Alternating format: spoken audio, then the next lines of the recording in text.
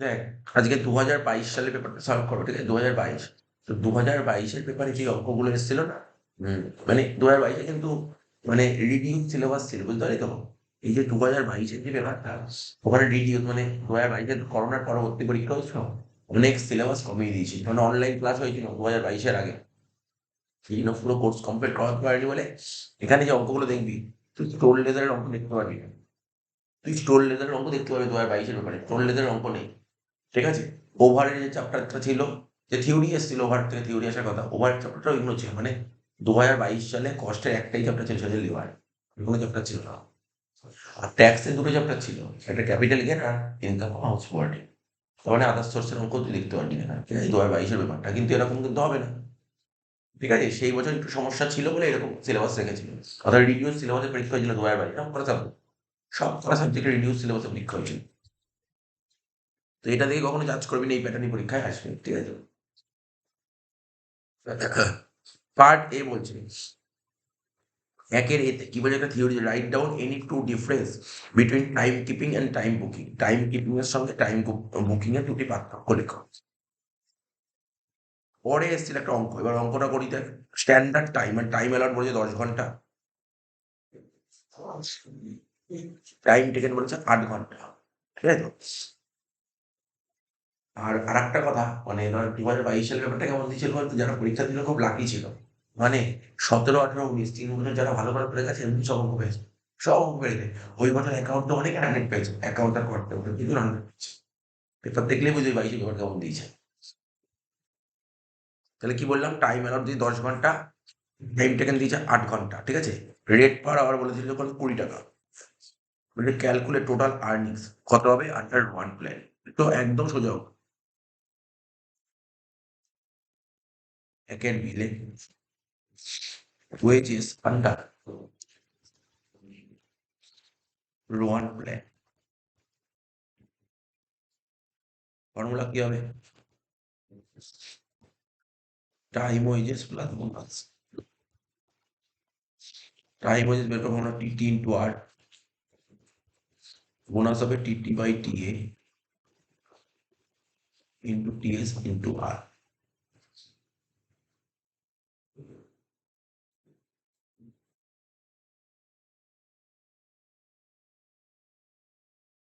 এবার কোশ্চেনটা দেখি, টিটি আর টিএ কত বলেছিল? টিটি বলেছিল 8 আর টিএ বলেছিল 10। রেট কত করেছিল, 20 টাকা না?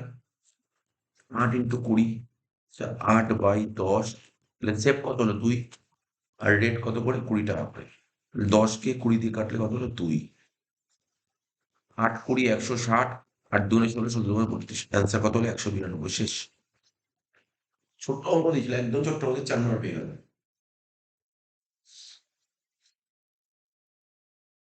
হয়ে গেল। দেখ এই থিওরিটির সঙ্গে অঙ্কটা অড ছিল, কিন্তু ওই কোশ্চেন কত সোজা কোশ্চেন দিয়েছিল, 4 নম্বর পেয়ে গেল পুরো। আচ্ছা, বিতে বলেছিল, থিওরি দিয়েছিল, বলছে what is ideal time, to example. Ideal time কাকে বলে?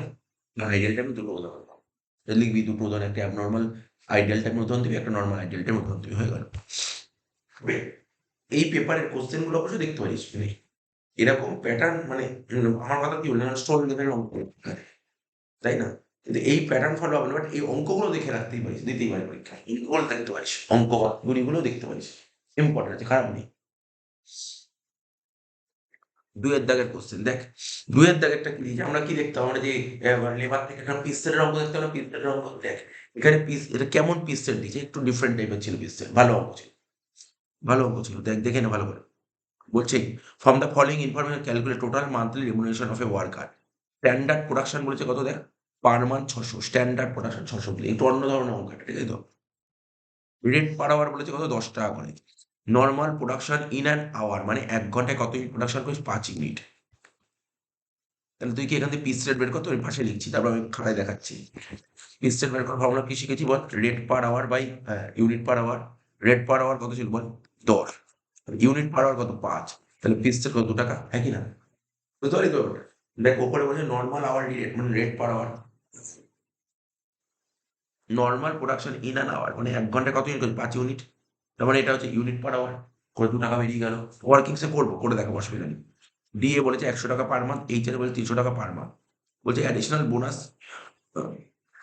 additional production bonus 100 rupees 5 for each of the actual production exceeding 80% of the planned target. তুমি যদি 80% এর বেশি এফিসিয়েন্সি দেখাও তাহলে তোমাকে বোনাস দেওয়া হবে, 5 টাকা করে বোনাস দেওয়া হবে। ধর তুই 82% এফিসিয়েন্সি, তুই ধর 82% এফিসিয়েন্সি দেখালি, তোকে 10 টাকা বোনাস দেবে। জিনিসটা কি বললি? 80% এর বেশি যদি তুই এফিসিয়েন্সি দেখাস তখনই তুই বোনাস পাবি। তুই ধরলি 75% এফিসিয়েন্সি দেখালি, কোনো বোনাস দেবে না। 80% এর ওপর এফিসিয়েন্সি দেখালে বোনাস। এবার ধর স্যার 81 দেখিয়েছি এফিসিয়েন্সি, তাহলে কত পার্সেন্ট এক্সট্রা দিয়েছি? 1%, তাহলে 1% 5 টাকা। বুঝতে পারলি? During the month of the worker produce 540 units. তাহলে সবার প্রথম কিছু কিছু ওয়ার্কিংস করে দিতে হবে, তারপর অঙ্ক স্টার্ট। কত টাকার অঙ্ক এটা? আমার ভালো অঙ্ক, আগে কিন্তু এগুলো কোনোদিন ইয়ারে আসেনি। খুব ভালো অঙ্ক, এগুলো কোনোদিন ইয়ারে আসেনি। বইয়ের অঙ্ক, বাট ইয়ারে কোনোদিন আসেনি। ভালো অঙ্ক, এরকম অঙ্ক করানো অঙ্ক আমাদের পেপারে, আমাদের স্টাডি ম্যাট দিয়েছে, ওর মধ্যে আছে এই অঙ্ক। কি লিখবো সবার প্রথম? পিস রেট বের করার formula, rate per hour by unit per hour. Rate per hour by unit per hour. Rate per hour by unit per hour. এবার তো বললাম কত? রেট পার আওয়ার কত বললাম? 10, আর unit per hour 10/5 equal to, হয়ে গেল rate per hour by unit per hour. সুন্দরভাবে হলো। এবার কি করবো? পার্সেন্টেজ অফ এফিসিয়েন্সি, তাই তো? তাহলে percentage of efficiency,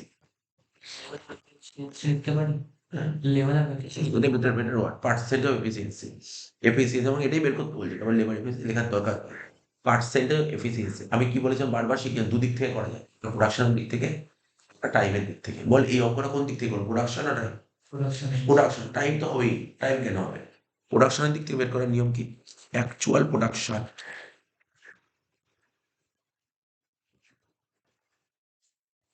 by standard production.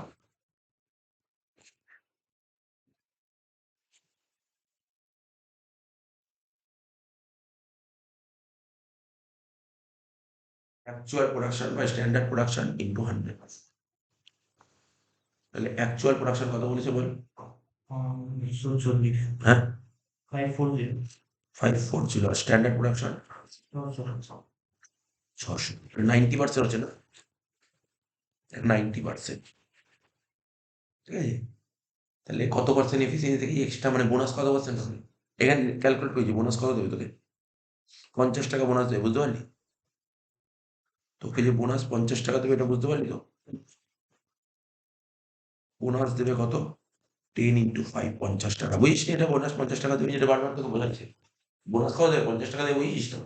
আমি কোশ্চেনে কি বলি, 80% এর বেশি এফিসিয়েন্সি দেখালে তোমাকে বোনাস দেবে। তো তুই তোমার এফিসিয়েন্সি দেখি 90%, তোকে বোনাস দেওয়া হবে না। 1% যদি 5 টাকা দেয়, 1% যদি তোকে 5 টাকা দেয়, তাহলে 10% কত দেবে? 50 টাকা দেবে।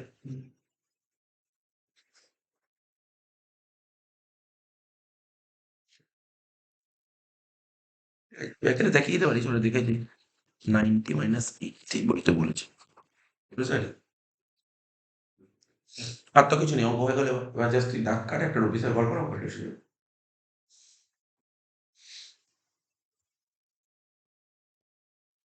তোকে কি বের করতে বলেছিল কোশ্চেনে বল?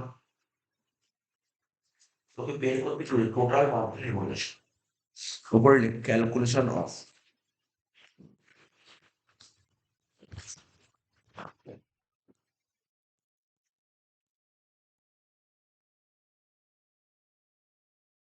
Calculation of total monthly remuneration.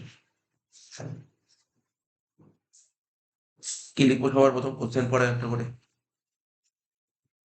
প্রথমে লিখতে হবে নর্মাল ওয়েজেস বা বেসিক ওয়েজেস, যেটাকে বলে বেসিক ওয়েজেস, বেসিক ওয়েজেস বা নর্মাল ওয়েজেস। ওয়ার্কাররা যে এই যে অঙ্কটা দিয়েছে, ওয়ার্কাররা যে কাজ করছে, ও টাইমের বেসিসে কাজ করছে নাকি ও প্রোডাকশনের বেসিসে কাজ করছে বল? প্রোডাকশন। তাহলে কত ইউনিট তৈরি করেছে? 540। 600 না কিন্তু, 600 বলেছিল, 540 তৈরি করেছে। তাহলে লিখবো কি 540। এক একটা দাম কত করে? এক একটা পিস তৈরি করার জন্য কত টাকা করে? 2 টাকা 540 ইন্টু 2 করলে হবে 1080, ঠিক আছে। বোনাস তো অলরেডি বের করলাম, বোর্ডে করে দিলাম তো 50 টাকা, তাই তো। ডিএ কোশ্চেনে বলেছে কত বলছিল ডিএ, ডিএ বলেছিল কত 100 টাকা। আর এইচআরে কত বলেছিল বল, শেষ। ওটা পার মান্থেরই অঙ্ক হচ্ছে, টোটাল কত অঙ্ক শেষ।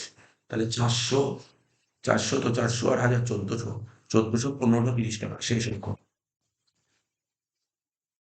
এটাকে বলে টোটাল মান্থলি। এই অঙ্কটা পরীক্ষায় এসেছিল। এই অঙ্কটা কঠিন ছিল বিন্দু মতে, বোনাসটা তুই যে অনেকে না জানে তার জন্য কঠিন লাগতে পারে, আর কিছু নেই।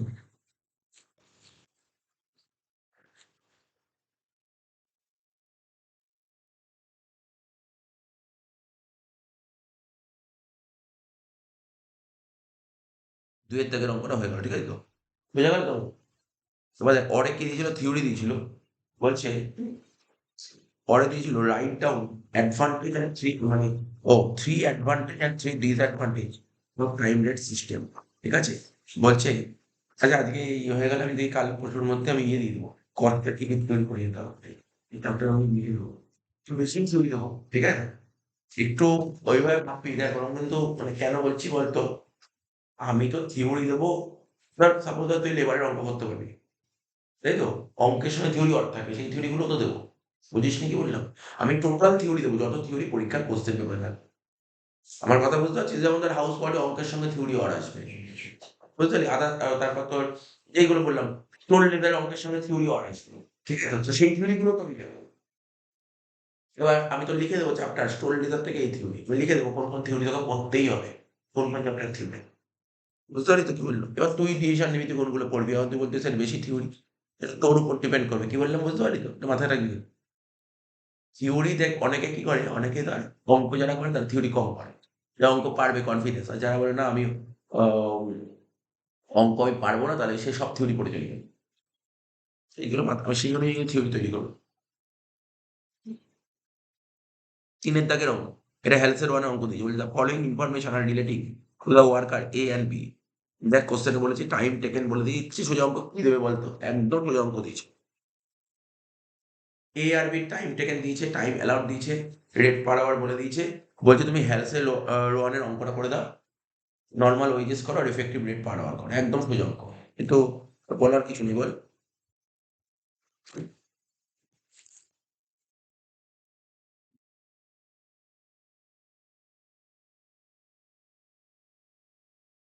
3 দাগের অঙ্ক এ আর বি ছিল।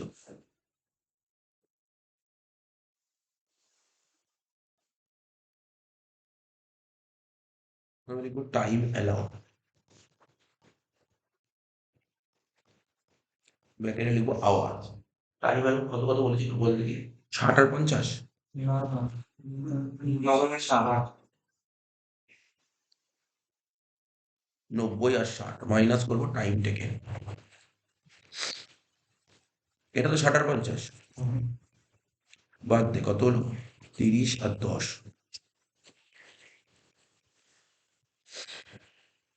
এটাকে বলে time save. Rate per hour কত বলেছে ওকে, 18 18 আর 15 লিখ।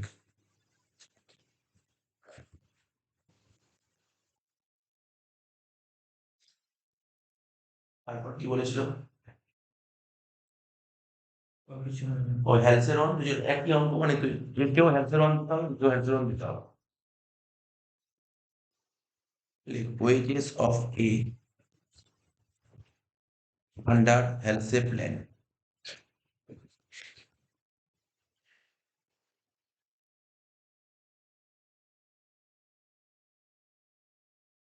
এবার লিখছি, মেন নাম লিখে দিলাম, তারপর বারবার ফর্মুলা লিখতে হবে না।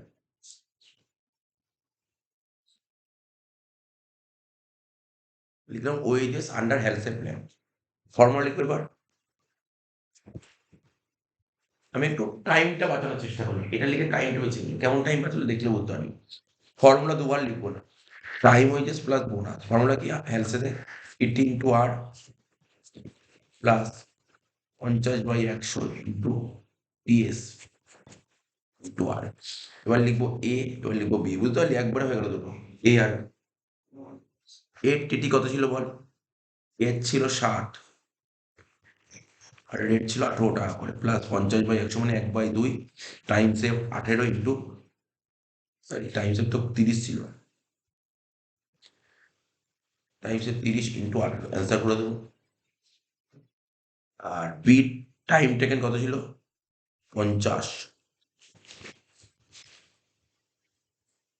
50 ইন্টু 15 প্লাস 1/2 ইন্টু 10 ইন্টু 15, ঠিক আছে তো? করে দেবো, ক্যালকুলেটার নিয়ে একবারে বল তো কত হচ্ছে এর।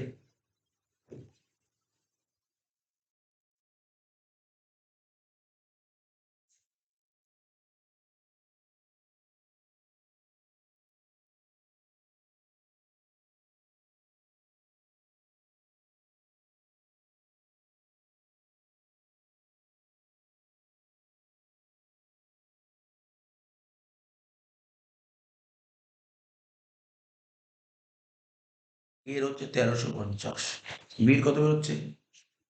825।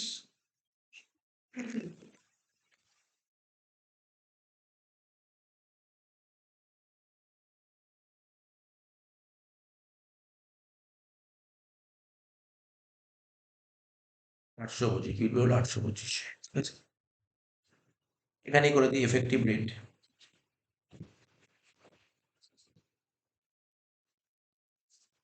ফর্মুলা কি? Wages by TT.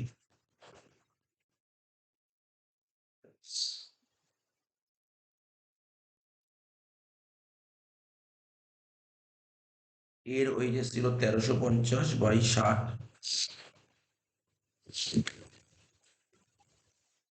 কত হলো? 22.50।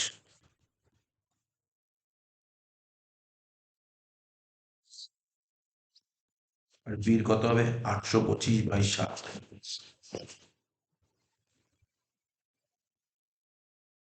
তবে 13 টাকা 75 পয়সা, ঠিক আছে। এই বেরিয়েছিল। এই এফেক্টিভ রেট হেলসের কত বলছে? হেলসে এফেক্টিভ রেট, হেলসের নিয়ম অনুযায়ী এর কত বেরিয়েছিল? 22.50। আর বির কত বেরিয়েছিল? সে বিলটা পঞ্চাশ হবে। হ্যাঁ, তো 825/50, 825/50 কত হচ্ছে?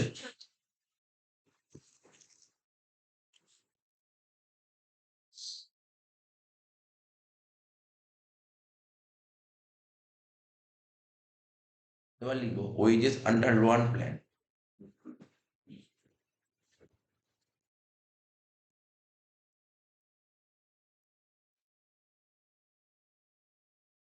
ফর্মুলা হচ্ছে টাইম ওয়েজেস প্লাস বোনাস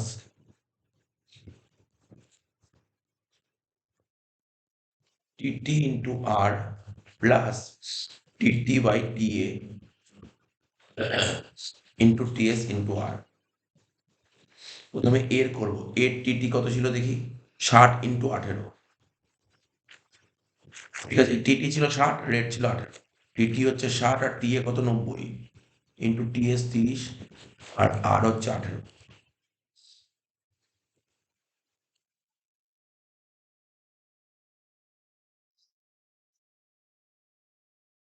শূন্য শূন্য কেটে গেল, 3কে 9 দিয়ে কাটলে 3, 3কে 6 দিয়ে কাটলে 2,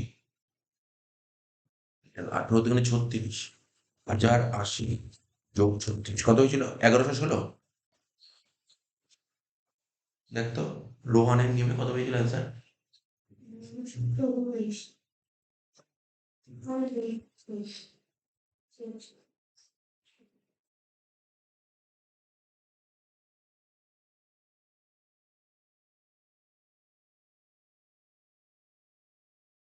চল্লিশ হবে না? দেখছি এটা দেখছি, কারবারই ভুল করলাম কি? শূন্য শূন্য, 3কে 9 দিয়ে কাটে 1440।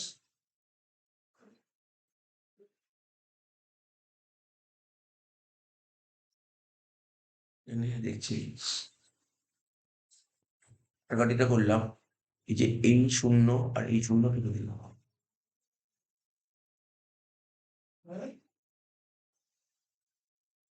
মানে একবার ভাবতে গেলে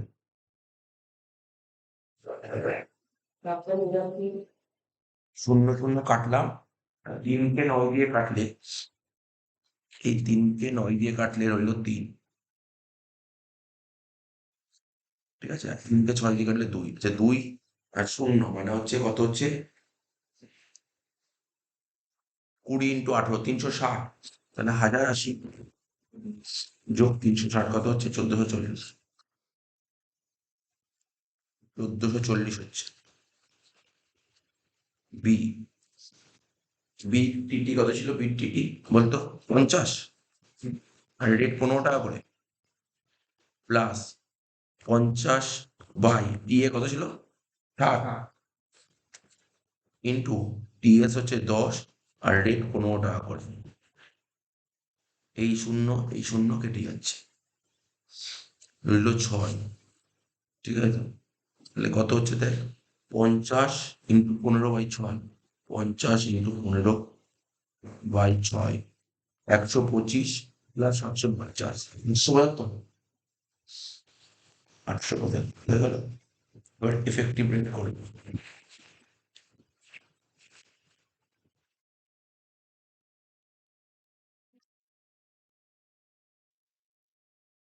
ওয়েজেস বাই টিটি, একটা হবে এ আর একটা হবে বি। এর ওয়েজেস কত ছিল 1440 বাই 60, বির ওয়েজেস হবে 875 বাই 50, 1440 বাই 60 করলে হচ্ছে 24, আর 875 বাই 50 করলে হচ্ছে 17.50, তাই তো? শেষ হয়ে গেছে।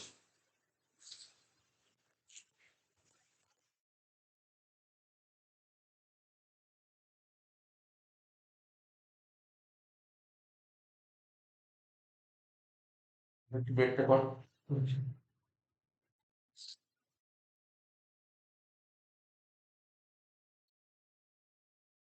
দেখ, এই অঙ্কটা কি দিয়েছিল, নর্মাল অঙ্ক দিয়েছিল, এর সঙ্গে একটা ফিক্স রেট দিয়েছিল অনেক, ফিক্স রেট যেটা ডিফারেন্সিয়াল ফিক্স রেট ওটা দিয়েছিল। From the following information, calculate total earnings of two worker X and Y. দুটো ওয়ার্কার দিয়েছে, দেখ এখানে কি সুন্দর অঙ্ক দিয়েছে। ওরা তোকে স্ট্যান্ডার্ড প্রোডাকশন 1000 ইউনিট বলে দিয়েছে, নর্মাল পিস রেট ওরা তোকে পিস রেট বের করে দিয়েছে। আমরা বের করতে হবে রেট পার আওয়ার বা ইউনিট পার, ওটা বলে দিয়েছে পিস রেট 2 টাকা। অ্যাকচুয়াল প্রোডাকশন বলেছে এক্স এর 800, ওয়াই এর 1200।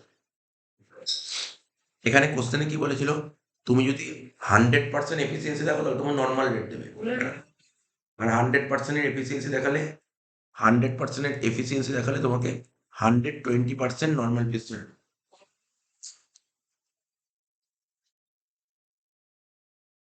100% এফিসিয়েন্সি দেখালে তোমাকে দেবে নর্মাল পিস রেট, আর 100%-এর বেশি এফিসিয়েন্সি দেখালে তোমাকে দেবে 120%। এখন কি হতো তোমার পিস রেটে 80% বলতো না, কি বলতো বিলো স্ট্যান্ডার্ড, বিলো স্ট্যান্ডার্ড আর অ্যাবভ স্ট্যান্ডার্ড বলতো, এখানে ওরকম বলেই নি। আমার কথাটা বলতে পারলি, এতদিন অঙ্কে কি বলতো, হ্যালসেতে কি বলতো, হ্যালসে মানে হ্যালসে না কি যেন, টেলর পিস রেটে কি বলেছিল, ডিফারেন্সিয়াল পিস রেটে যদি তুমি বিলো স্ট্যান্ডার্ড দেখাও তাহলে তোমাকে দেবে কত দেবে, বিলো স্ট্যান্ডার্ডে 80% দেবে, আর বিলো স্ট্যান্ডার্ড বেশি হলে কি দেবে 120%। এটা ছিল কার পিস রেট ফিল্টার টেলর। কিন্তু এখানে কি বলেছে কোশ্চেনটা পড়ে, আচ্ছা মেরিক কি বলেছিল, মেরিক মনে আছে, মেরিক মনে আছে 83% পিস রেট দেখালে তোমাকে কি দেবে বল, নর্মাল পিস রেট দেবে এনপিআর। 83 থেকে 100% দেখালে কি দেবে 110%, আর 100 এর বেশি হলে 120%।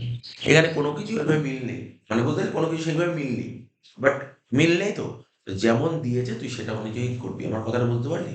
কোনো সমস্যা নেই, আমি অঙ্কটা করে দিচ্ছি। মানে এই অঙ্কটা যে আমাকে বলিস টেলর না মেরিক, আমি বলতেই বলছি টেলরও না মেরিকও, বুঝেছি?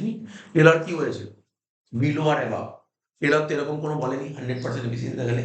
এরকম এফিসিয়েন্সির কথা কে বলেছিল, মেরিক বলেছিল। কিন্তু মেরিক কি বলেছিল, মেরিক বলেছিল 83% দেখালে একরকম, 83 থেকে 100% দেখালে একরকম, আর 100 এর উপর হলে একরকম, তাও মেলেনি। মেরিকের কাছাকাছি গেছে, এবার পুরোপুরি মেরিক মেলেনি। আমার কথা বুঝতে পারছিস কি বললাম? এবার অঙ্কটা করি। আচ্ছা আমরা যখন অঙ্ক করি আমাদের নিয়ম জানার দরকার হয়, টেলর করছি মেরিক করছি এমনি অঙ্ক হয়ে যায়, ঠিক আছে? কোশ্চেন তো বলেই দেয় কত টাকার অঙ্ক, হরের অঙ্ক।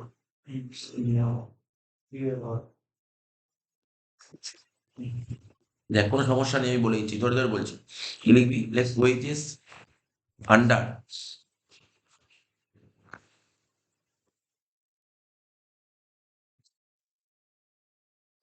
আন্ডার পিস রেট সিস্টেম, বা ডিফারেন্সিয়াল পিস রেট বলতে পারিস, তো ডিফারেন্সিয়াল বলতে পারি, wages under differential piece rate system.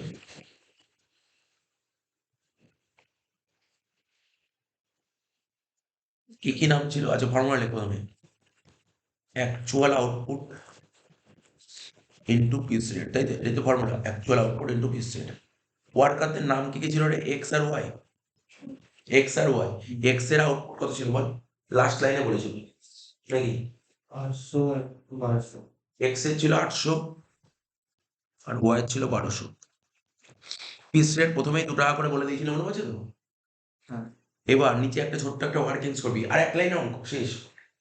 এই অঙ্কটা কত নম্বর দিয়েছিল দেখ, অঙ্কটার নাম্বার কত দিয়েছিল?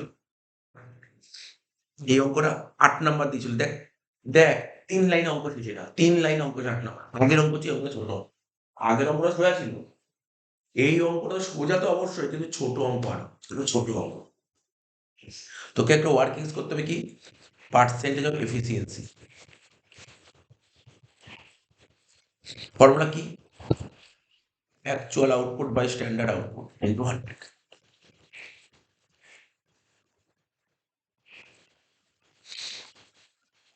এক্স এর আউটপুট কত ছিল আর ওয়াই এর আউটপুট কত ছিল বল? এক্স এর অ্যাকচুয়াল আউটপুট কত ছিল? 800 হ্যাঁ, 800 স্ট্যান্ডার্ড কত ছিল? তাহলে কত হলো? 100%, মানে এটা হলো 80%। আর ওয়াই এর কত ছিল? 1200। 1200 বাই 1000 কত হচ্ছে? 120%। চিন্তা ভাবনা করে বল, এক্স কত পার্সেন্ট এফিসিয়েন্সি দেখিয়েছে? 80%। তাহলে ওকে কি রেট দেবে?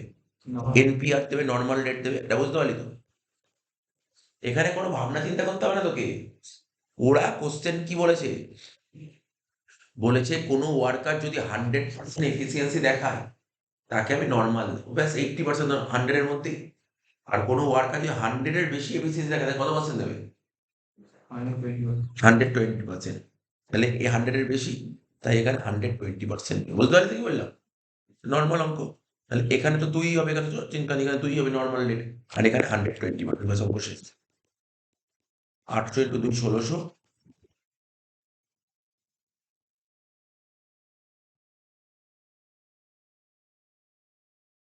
এটা তো 2880 শেষ।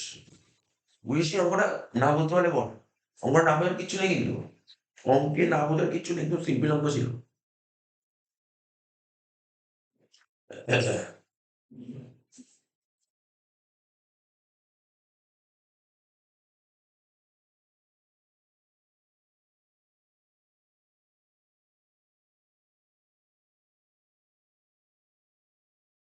জিনিস কিন্তু বুঝতে আসবে, জিজ্ঞেস করিস, কিচ্ছু না বোঝার কিছু নেই, অঙ্কটা একদম ইজি অঙ্ক ছিল।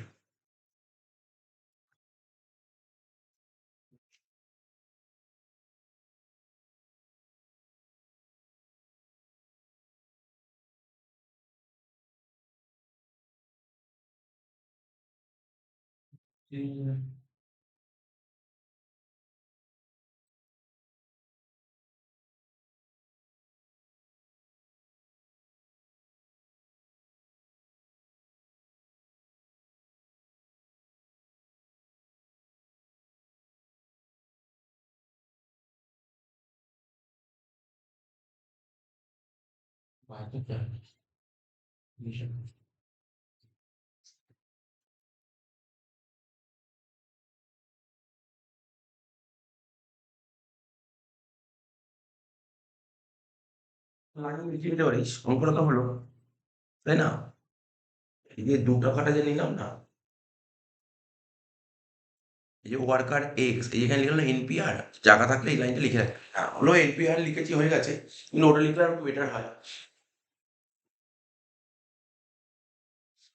অ্যাজ ইট বিলো 100% এফিসিয়েন্সি, এখানটায়, এই যে এখানটায় লিখছি পাশে, এই যে এনপিআর লিখলাম না, কেন এনপিআর বসলো, কেন এনপিআর কেন বলবি?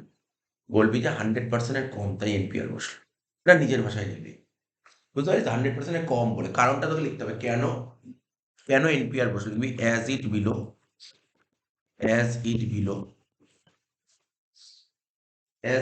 100% এফিসিয়েন্সি।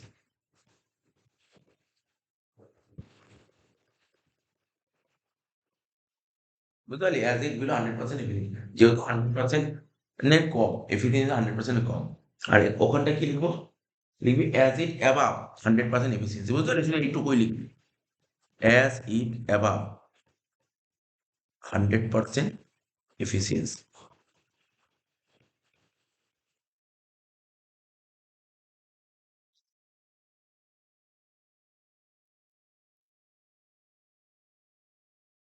আমরা তো অনেক অঙ্ক করেছি পিসে, এগুলো লিখে দিবি। তাহলে কি মানে লিখে দিলে কি হয়? না লিখলেই বা কি হয়? লিখলেই কি হয়? লিখলে কি হয়? ওই যে ওখানে আর যে নাম্বার ছিল ওখানে আর কোনো কাটতে পারে না। না লিখলে কি হয়? যেভাবে তৈরি এক নম্বর কাটতে পারে। এই তো ডিফারেন্স আর কিছু না। আর কি করবে? তুই অঙ্কটা বুঝতে পারলি? দেখ, তুই দেখ নাম্বার দিয়েছিল বড় 8 নম্বর। তুই দেখ এখানে তো লেখা আছে, দেখ এইটুকু। এইটুকু 8 নম্বরের অঙ্ক। এই অঙ্ক করতে কতক্ষণ লাগবে? 8 নম্বর অঙ্ক দিয়েছিল। আসলে 8 নম্বর অঙ্কই না। 8 নম্বরের অঙ্কই না, 8 নম্বর দিয়ে দিয়েছে। যাই হোক, হয়ে গেল। দেখ, দেখ শেষ হয়ে গেছে। দেখ শেষ। মানে তুই ভাব 22 সালের পরীক্ষা দিয়েছিল, তারা তুই লেবার করে গেছিল পরীক্ষাটা। শুধু লেবার করে গেছিল। শুধু লেবার করে গেছিল, কিছু করতেই হয়নি। সেই জন্য ওই বছর 22 সালে যারা যারা পরীক্ষায় নাম্বার পেয়েছিল না, মানে যাদেরকে জিজ্ঞাসা করে সেই সেই 400 যাকে জিজ্ঞাসা করে সেই 400 মানে গোড়া করে নাম্বার 450 তো কোনো ব্যাপারই নেই, এরকম নম্বর এসেছে। আমার কাছে 475 হাইস্ট চলে এসেছিল। নর্মাল ব্যাপার যে যে 450 পাবে সে ভালো স্টুডেন্ট। সে তো আর এমনি এমনি মানে 450 পাবে, সে ভালো জানে। তো দেখ কি বলছে, 4 দাগের অঙ্ক। 4 দাগের অঙ্কটা কি বলেছে, মানে অঙ্ক না, এটা থিওরি দিক হাউস প্রপার্টি। বলছে হোয়াট আর দ্য বেসিস। কালকেই পড়ালাম। কালকেই পড়ালাম, মনে করার চেষ্টা করো। ওই যে হাউস প্রপার্টি চার্জিং সেকশন পড়ালাম। চার্জিং সেকশন মনে হচ্ছে যে প্রপার্টির মালিক হতে হবে, এসএসসি কে প্রপার্টির মালিক হতে হবে। ওই প্রপার্টিটা তোমাকে বিজনেস আর প্রফেশন পারপাসে ইউজ করা যাবে না। আর হচ্ছে কি বললাম, ল্যান্ড আর অ্যাপার্টমেন্ট দেওয়ার তো বলেছিলাম, মনে হচ্ছে তো? তো property consist building and land apartment দেওয়ার তো বলেছিলাম। এই 3টেই পয়েন্ট লিখে দিতে, আর কিছু লিখতে হবে না, ঠিক আছে? ফুল মার্কস দিয়ে দেবে, 4-এ 4। কাটতেই পারবে না। কারণ দেখ, এখানে ট্যাক্সের থিওরিটা কেমন হয়? ট্যাক্সের থিওরি একটু আলাদা হয়। ট্যাক্সের থিওরি পেজ বানানোর উপর নাম্বার হয় না। রুলে কি বলা আছে, মানে লতে কি বলা আছে ওটা তুলতে হয়। ওটা তুললে ফুল মার্কস দেবে।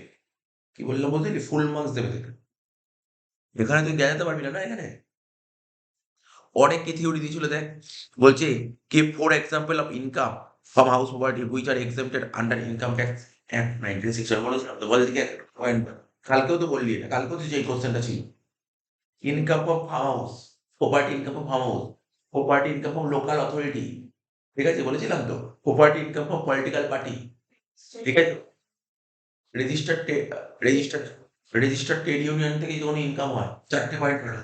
আরো পয়েন্ট ছিল, তুই নিজের যে বাড়িতে বসবাস করছিস, ওয়ান সেলফ অকুপাইড হাউস, ঠিক আছে তো? বুঝতে পারলি? এই তো কত পয়েন্ট ছিল। তো 5টা পয়েন্ট তো বলেই দিলাম। এরকম বইতে তো আরো পয়েন্ট ছিল। 4টে পয়েন্ট লিখতে বলেছে, হয়ে গেল। দেখ এখানে বসে বসে হয়ে গেল থিওরি। বুঝতে পারলি? বসে বসেই থিওরি হয়ে গেল। আচ্ছা, বিতে বলেছিল, বলছে ক্যাপিটাল অ্যাসেট সম্পর্কে লেখো। তাহলে তোকে লিখতে হবে ক্যাপিটাল অ্যাসেট কাকে বলে। প্রথমে কি শিখিয়েছিলাম? ক্যাপিটাল অ্যাসেটের সেকশন দিতে হবে। সেকশন কোন সেকশনে ক্যাপিটাল অ্যাসেট বলা আছে, ঠিক আছে? তারপর দিতে হবে ক্যাপিটাল অ্যাসেট কাকে বলে। এক লাইনে লিখতে হবে ক্যাপিটাল অ্যাসেট কাকে বলে, হয়ে গেল। নেক্সট কি লিখতে হবে? ক্যাপিটাল অ্যাসেটের উদাহরণ দিতে হবে। যে কোন কোনগুলো ক্যাপিটাল অ্যাসেটের মধ্যে পড়ে, কোন কোনগুলো ক্যাপিটাল অ্যাসেটের মধ্যে পড়ে না। ব্যাস হয়ে গেল। পুরো ফুল মার্কস দেবে। এইভাবে তোকে লিখতে হবে। or পরে কি দিয়েছিল? বলছে in each of the following cases mention as per income tax act 1961 which one is a capital asset and which one not। ওই তো ওই যে তুই বললি কোশ্চেনটা ক্যাপিটাল অ্যাসেট, তুই যখনই পরীক্ষায় থিওরি লিখবি ক্যাপিটাল অ্যাসেট কাকে বলে লিখলি, কোন কোনগুলো ক্যাপিটাল অ্যাসেটের মধ্যে পড়ে, কোন কোনগুলো ক্যাপিটাল অ্যাসেটের মধ্যে পড়ে না। পরের কোশ্চেনটা কি দিয়েছে দেখ। পরে কি দিয়েছে? পরে বলছে তুমি এটাই লেখো কোনগুলো ক্যাপিটাল অ্যাসেট, কোনগুলো ক্যাপিটাল অ্যাসেট নয়। তাহলে এরকম অঙ্ক যে পরীক্ষায়, এরকম থিওরি পরীক্ষায় আসে, তুই থিওরি লিখবি না, এইটা লিখবি। এইটাকে অঙ্ক বলা হয়। বুঝতে পারলি তো? মানে এখানটা করা 4টে পয়েন্ট দিয়েছে, এক একটা পয়েন্ট রাইট, এক একটা নাম্বার। বুঝতে পারলি তো? সবচেয়ে কম সময় লাগবে এখানে। এখানে কি বলছে? হাউস ফর সেলফ রেসিডেন্স, বল এটা কি হবে? ক্যাপিটাল অ্যাসেট কি ক্যাপিটাল অ্যাসেট নয়? বল দেখি। Capital capital asset house. আজকে আমার বাড়িটায় বসবাস করছি নিজে বসবাস করার জন্য, ক্যাপিটাল অ্যাসেটস, ঠিক আছে তো? এটা ক্যাপিটাল অ্যাসেট, ঠিক আছে তো? তারপর বলছে jewellery for personal use, ball capital assets, ঠিক আছে? তুই লিখতে হবে, এটা যদি অ্যানালাইসিস করতে হবে যে জুয়েলারি ফর পার্সোনাল ইউজ, এটা ক্যাপিটাল অ্যাসেটস, ঠিক আছে? যদিও এটা পার্সোনাল এফেক্ট, যদিও এটা পার্সোনাল এফেক্ট, যদিও এটা পার্সোনাল এফেক্ট, কিন্তু ইনকাম ট্যাক্স অ্যাক্টেই বেশ কিছু পার্সোনাল এফেক্টকে ক্যাপিটাল অ্যাসেট বলা হয়েছে। মানে তুই লিখ, দেখ, অনেকে লিখবে জুয়েলারি ফর পার্সোনাল ইউজ, লিখবে এটি হলো মূলধনী সম্পত্তি, বা বাংলায় লিখলে এটি হলো মূলধনী সম্পত্তি, ইংলিশে লিখবে it is a capital asset, ঠিক আছে? এবার ধর কোনো একটা স্টুডেন্ট লিখলো জুয়েলারি ফর পার্সোনাল ইউজ, এটা এক ধরনের পার্সোনাল এফেক্ট, এটা এক ধরনের পার্সোনাল এফেক্ট। আমরা জানি যে পার্সোনাল এফেক্ট ক্যাপিটাল অ্যাসেট হয় না, কিন্তু বেশ কিছু পার্সোনাল এফেক্টকে ক্যাপিটাল অ্যাসেট বলে গণ্য করা হয়, তার মধ্যে জুয়েলারি পড়ে। বল তোকে বেশি ফুল মার্কস দেবে নাকি jewellery for personal use capital asset, তাকে ফুল মার্কস দেবে? বল, কাকে ফুল মার্কস দেওয়া উচিত? ও তো পুরো ডিটেলস লিখে দিল, এর বাইরে মধ্যে ওর পুরো জানে, গল্পটাই জানে এখানে। আমার কথা বলতে পারলি তো? আর একটা কথা, পার্সোনাল এফেক্টের একটা কথা বলা ছিল, একটা মুভেবল, একটা ইমুভেবল, একটা মুভেবল, একটা ইমুভেবল। যেমন, যেমন ধর এখানে হাউস ফর সেলফ রেসিডেন্স, এটা বল মুভেবল কি ইমুভেবল? ইমুভেবল লিখতে হবে কথাগুলো, এগুলো লিখতে হবে। আমি যে নোট দিয়েছিলাম, বই দিয়েছিলাম, বইয়ের মধ্যে সুন্দর করে লেখা আছে এগুলো। কার for personal use, ball car for personal, capital asset, capital asset নয়, এটা ক্যাপিটাল অ্যাসেট নয়, এটা কিন্তু পার্সোনাল এফেক্ট, কিন্তু ক্যাপিটাল অ্যাসেট নয়, কারণ সরকার তো বলেনি এটা ক্যাপিটাল অ্যাসেট। সরকার যে নিয়ম তৈরি করেছে, সুন্দর নিয়ম তৈরি করেছে। দেখ, সোনা আর গাড়ির মধ্যে তুই বুঝতেই পারছিস, সোনাকে ক্যাপিটাল অ্যাসেট, ঠিক আছে? গোল্ড ক্যাপিটাল অ্যাসেট, ঠিক আছে তো? আর লাস্ট বলছে রুরাল এগ্রিকালচার ল্যান্ড, দেখ দুটো ছিল, একটা কৃষি জমি, একটা শহরের কৃষি জমি, একটা গ্রামের কৃষি জমি। শহরের কৃষি জমি হচ্ছে কি ক্যাপিটাল অ্যাসেট, কিন্তু গ্রামের কৃষি জমি ক্যাপিটাল অ্যাসেট নয়, ঠিক আছে তো? এইগুলো সুন্দরভাবে অ্যানালাইসিস গুলো তুই করতে হবে। হয়ে গেল, মানে যেটা তুই অ্যানালাইসিস করতে হবে সেটা তো করে দে। তুই বল কোনটা লেখা তোর কাছে বেটার লাগলো, কোনটা লিখবি, উপরটা লিখবি নিচেরটা লিখবি? তোর পরীক্ষায় আমি তাও বলে দিচ্ছি, এরকম একটা কোশ্চেন আসবেই আসবে, যা বলে দিলাম, এরকম একটা কোশ্চেন দেবেই দেবে, চারে চার, চারে চার পাওয়ার মতন কোশ্চেন দেবে। তোকে একটু কি যা যা পড়াচ্ছে নলেজ রেখে যেতে হবে, নলেজটা রেখে যেতে হবে, নলেজ রাখতে হবে। অনেকে ভাববে না এটা তো পুরো কমন কোশ্চেন, আমি কোনো বাধা দেবো না, উপরটাও লিখতে পারো, কিন্তু এটা লিখলে তার ফুল মার্কস, বোঝ ব্যাপারটা, ফুল মার্কস আসছে তার। আর যদি ও যদি এনালাইজ করতে নাও পারে, ও এমনি 2.5 থেকে 3 দেবে, এমনি 3 দেবে। এনালাইজ করতে না পারলেও 3 দেবে। কতক্ষণ সময় লাগলো 3 পাওয়ার জন্য?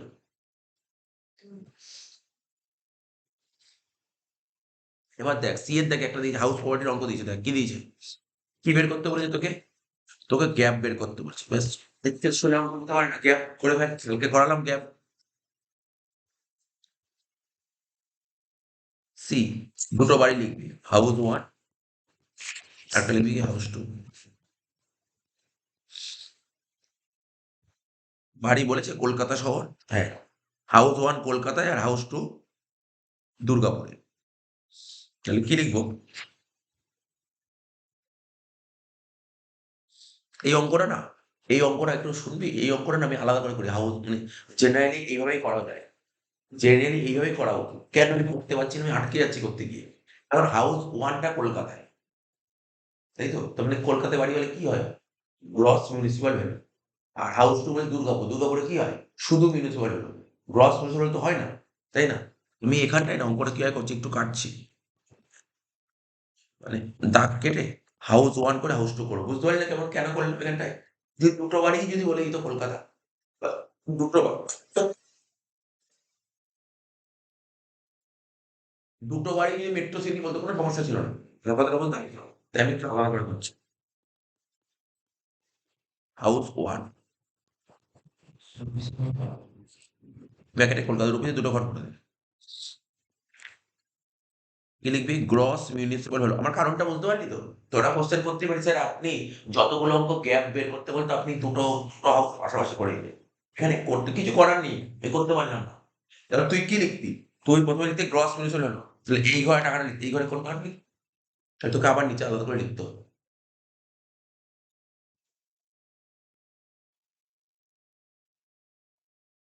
গ্রস মিউনিসিপাল ভ্যালু কত বলেছে বল? 1,00,000 টাকা। তো এখানে কি আর একটু বলেছিল? আমার মনে হচ্ছে এই একটা ঘরেই হয়ে যেত। ও না, দুটোই লেট আউট বলেছিল। আচ্ছা আচ্ছা, আয় হজরত সেল না, ঠিক আছে, ঠিক আছে, যেমন করছি কর, ঠিক আছে, কোনো সমস্যা নেই। ফেয়ার রেট 1,20,000, গ্রস বলেছিল 1,00,000, আর ফেয়ার রেট কত বলেছিল? 1,20,000।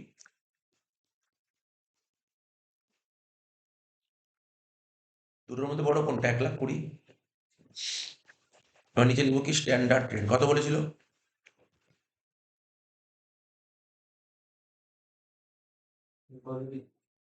বলেনি না, তাহলে এনে ওখানে লিখলাম 1,20,000। এটাকে কি বলে? স্টেপ 1।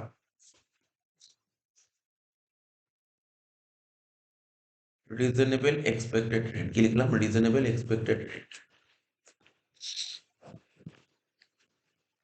স্টেপ 2 অ্যানুয়াল রেট,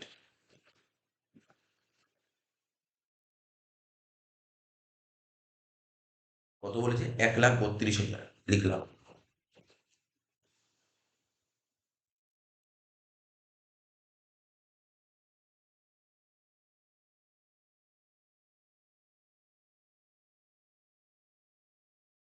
দুটোর মধ্যে বড় কোনটা? 1,32,000। কি লিখতাম? Step 3 higher of, step 1 and step, কি লিখলাম? Higher of step 1 and step 2, কি লিখলাম? Higher of step 1 and step 2, ঠিক আছে। এবার কি লিখতাম? লেস,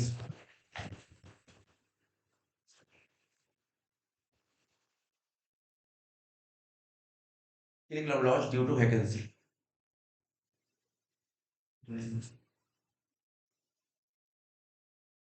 ভ্যাকেন্ট কম আসছিল 2 মাস, তাই তো? ওরা তোকে অ্যানুয়াল রেন্ট কত বলেছিল? 1,32,000 12 মাসে, তাহলে 2 মাসে কত? কর, 22,000 টাকা। তোকে তো তোকে তো ক্যাবই বের করতে বলেছিল তো। 1,32,000 থেকে 22,000 কত? 1,10,000। ঠিক আছে, হয়ে গেল, হয়ে গেল, প্রথমবারই হয়ে গেল, ঠিক আছে, প্রথমবারই গ্যাপ হয়ে গেল। আমি লিখবো gross annual value of house one. House ওয়ানের গ্যাপ কত বেরোলো? 1,10,000 টাকা, বুঝতে পারি তো? হাউস ওয়ানের গ্যাপ বেরোলো কত? 1,10,000 টাকা।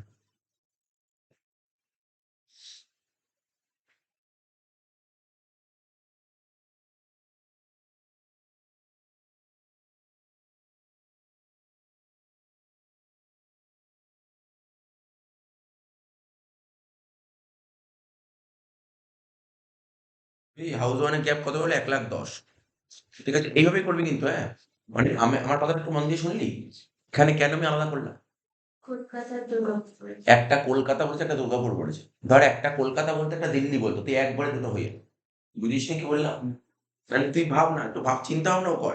তুই যখন লিখতে যেতি, মানে যদি প্রপার নলেজ থাকতো, তুই ক্রস মিউনিসিপাল হলো H1 এর ঘরে লিখলি, H2 এর ঘরে কি লিখতাম? কলকাতা মেট্রো সিটিতে বাড়ি হলে গ্রস হয়, আর মেট্রো সিটি বাড়ি হলে আমাদের নেট হয়। তাহলে তুই ওখানে কি করে লিখতি? তুই লিখতি গ্রস, ওখানে নেটের টাকা, নেট লিখতি টাকাটা, এরকম তো হয় না। তো সুতরাং তোকে মাথায় ঠান্ডা করে বলতে হবে, এই জন্য আমি আলাদা করে দিলাম। ঠিক আছে? হাউস ওয়ানের পর এখানে লিখবো হাউস টু, ব্যাকেটে লিখবো কি? দুর্গাপুর। ঠিক আছে, কি লিখবো? Municipal value, normal municipal value লিখবো।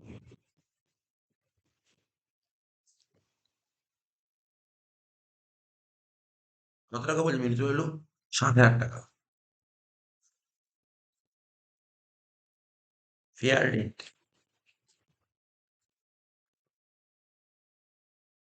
ফেয়ার রেট কত বলেছি? 70,000 টাকা।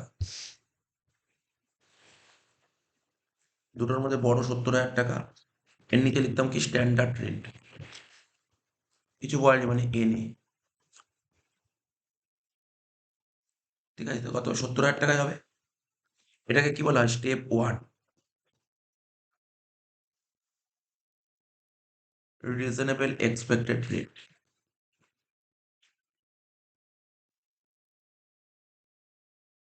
স্টেপ 2 দিয়ে লিখবো কি? Annual rate.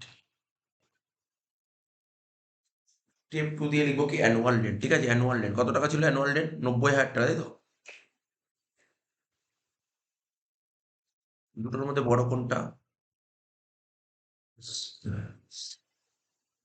দুটোর মধ্যে বড় কোনটা? 90,000 টাকা। লিখবো স্টেপ 3 দিয়ে লিখবো।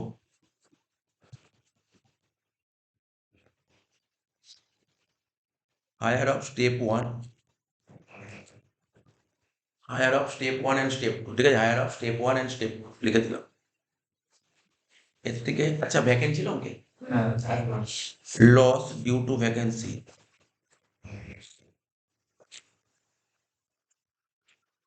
এক মাস। তাহলে 90,000 টাকা অ্যানুয়াল, মানে 12 মাসে 90,000 টাকা হলে এক মাসে কত? 7,500 নাকি? 7,500। 90,000 থেকে 7,500 বাদ দে, যেটা হবে সেটাই হচ্ছে অ্যান্সার। কত? 82,500। ঠিক আছে তো? এটা লিখবি, কি লিখবি? Gross annual value of house to. শেষ। কোনো যোগ করবি না, কোনো যোগ করবি না, এরকম রেখে দিবি আলাদা করে, ঠিক আছে? যোগ টোগ করবি না, এরমই রাখবি। শেষ অঙ্ক এখানেই শেষ। তো এই অঙ্ক দিয়েছিল 5 নম্বরে।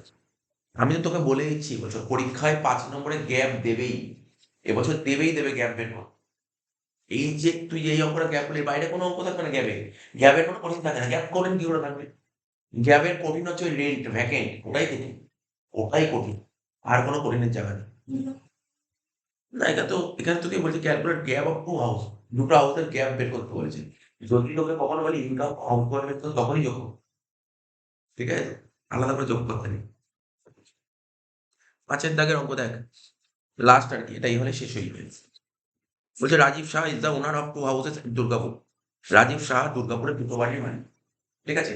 The details of which for the previous year 1920, মানে এখানে তো মানে পুরো সালের অঙ্ক, তো তাই 1920 লেখা, তো পরীক্ষা এটা 1920 জায়গায় কত লেখা থাকবে? 23-24, ঠিক আছে? নতুন প্রিভিয়াস ইয়ার লেখা থাকে, ঠিক আছে তো? এখানে দেখ দুটো বাড়ি বলেছে, চ আমরা নর্মাল অঙ্ক এমনটা করে হয়, এই অঙ্কটা কোনো সময় নষ্ট করতে হবে না, এই কর ভাগ কাট।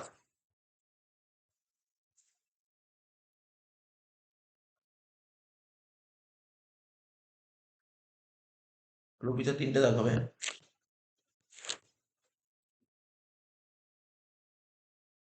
তোর দাগের অঙ্ক এটা। প্রথমে লিখবো হাউস কোয়ার্স,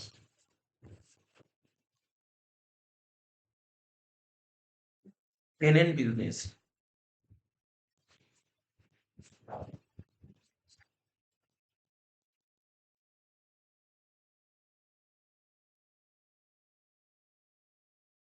ঠিক আছে তো? একটু দেখে নি, এখানে না কিছু বলেনি বাড়িটা কোথায়, ও বলেছে দুর্গাপুর। তো দুর্গাপুরে বাড়ি হলে তো গ্রস হয় না, normal municipal value, municipal 1.5 lakh টাকা।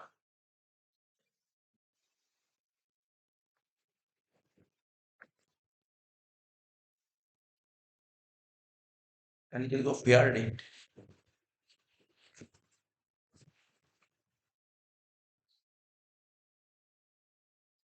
1,80,000।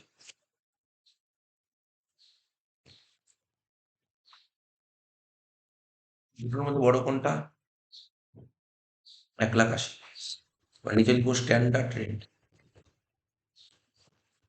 কত ছিল কিছু বলেছিল? 1,60,000। 1,60,000। দুটোর মধ্যে ছোট কোনটা? 1,60,000, ঠিক আছে? এটাকে বলা হয় স্টেপ 1। কি লিখবো? Reasonable expected rent.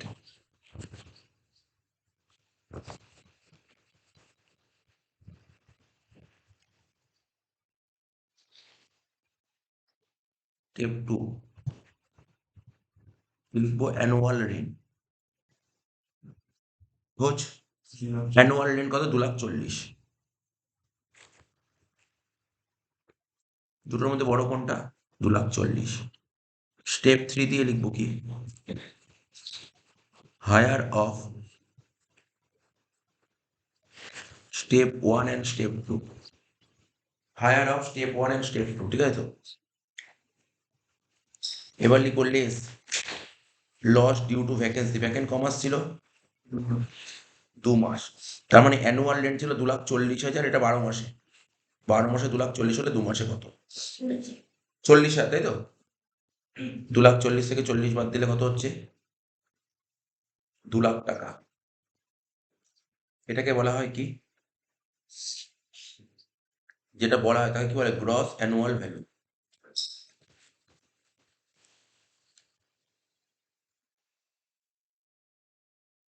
Less municipal tax or any other tax paid by the owner. কি লিখলাম? Municipal tax or any other tax paid by the owner. তো দেখ, মিউনিসিপাল ট্যাক্স কত বলছো? 10% বলেছিল। কোনো সমস্যা নেই, 10% কার উপর হবে? 1.5 লাখের উপর 10% হবে, 15,000 টাকা।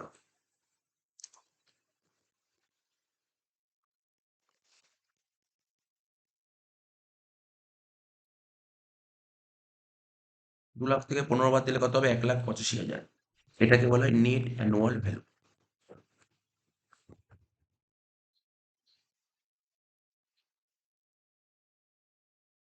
এটাকে বলা হয় নেট অ্যানুয়াল ভ্যালু। মাইনাস করবো কি? Deduction under section 24 A B. এটা করতে করতে ফরম্যাট মুখস্থ হয়ে গেছে।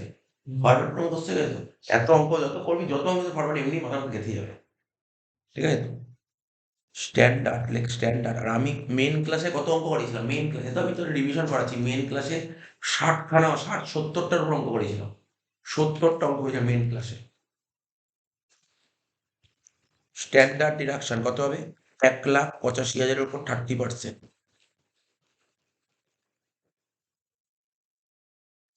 কত হচ্ছে? 55,500 টাকা। আর হচ্ছে কি ইন্টারেস্ট অন লোন। কোশ্চেন পড়বো ইন্টারেস্ট অন লোনটা সম্পর্কে। বলছি ইন্টারেস্ট অন লোন 35,500। মানে আমি লোনটা নিয়েছিলাম কেন? কনস্ট্রাকশনের জন্য। কনস্ট্রাকশনের জন্য লোন নিলে ছাড় পাওয়া যায়।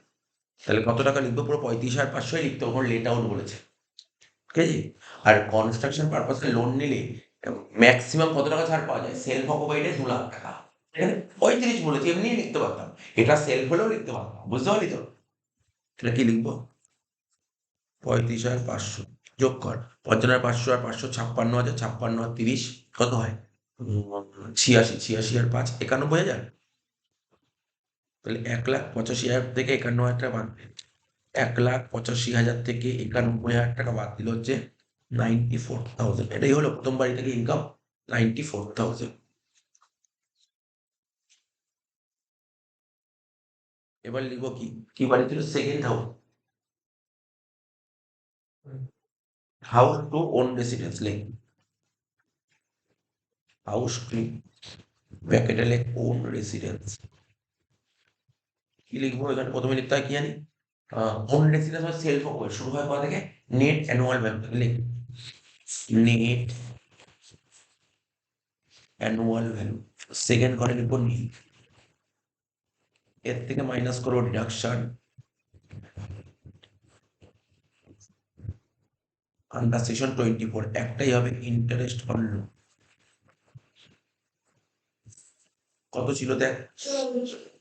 এখানে বলেছে এই যে লোন নিয়েছিলি তার উপর ইন্টারেস্ট দিতে হচ্ছে। এবার কিসের জন্য লোন নিয়েছিলি? ওরা নিচে বলেছে কনস্ট্রাকশনের জন্য লোন নিয়েছিলি। কনস্ট্রাকশনের জন্য লোন নিলে ম্যাক্সিমাম ছাড় পাওয়া যায় 2 লাখ টাকা। এখানে 44,000 টাকা নিই, 44,000 টাকাই নিই।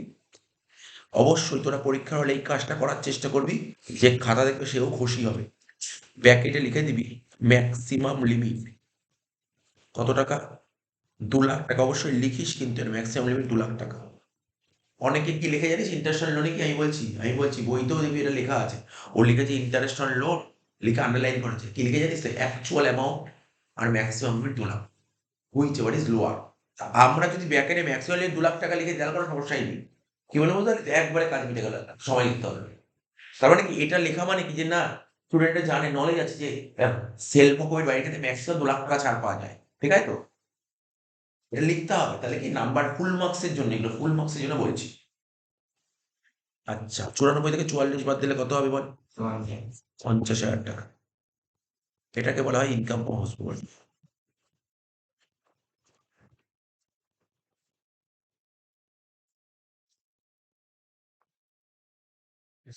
বলিয়ে নে 50,000 টাকা অ্যান্সার আছে কিনা জাস্ট দেখে নে।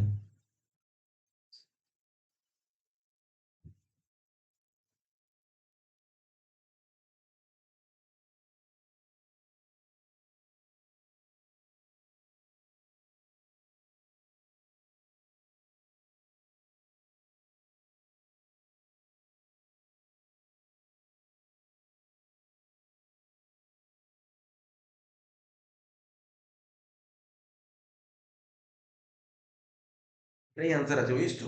এটাই অ্যান্সার আছে, এটা বলবি।